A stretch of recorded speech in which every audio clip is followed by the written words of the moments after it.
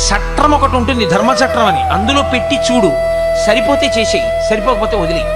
ఈ పని నాకు ఇతరులు చేస్తే నేను బాధపడతానా? బాధపడతాను, చెయ్యి.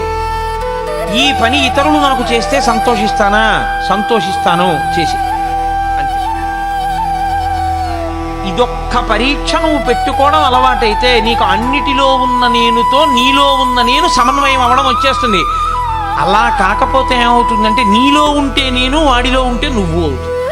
ఈ నేను నువ్వు మధ్యలో అవిద్య, అజ్ఞానము, అగాధమంతా వచ్చి దీపం, జన్మ పరంపర నశించిపోతుంది. అన్నిటిలో ఉన్న నేనుతో నీలో ఉన్న నేను కలిస్తే తత్వ అసి, అది నీవై ఉన్నావు. ఒకటే, ఆ ఈశ్వరుడే నువ్వై ఉన్నావు. అది తెలియనంతసేపు అజ్ఞానమే. కాబట్టి ఇది నువ్వు తెలుసుకుంటే దేహమును పొందుతున్నవాడివి నువ్వే, నీ కర్మల చేత ఈశ్వరుడు కాదు. దేహి ఎప్పుడూ ఉన్నాడు. ఇది తెలుసుకోవయా.